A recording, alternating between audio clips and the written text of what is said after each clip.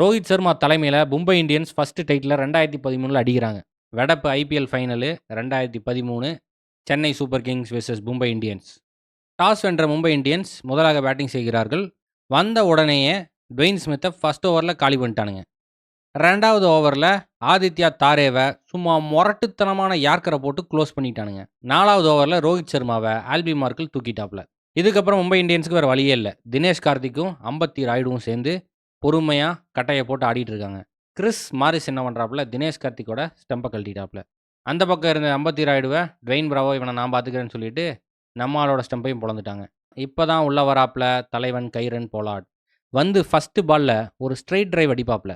சச்சினே அசந்து போயிட்டாப்புல. அப்போவே தெரிஞ்சு போச்சு நம்மளால இன்னைக்கு சம்பவம் பண்ண போகிறான் அப்படின்னு. அந்த சைடு ஹர்பஜன் சிங், ரிஷி தவான், மிச்சில் ஜான்சன், லசித் மலிங்கா எல்லாம் வராங்க.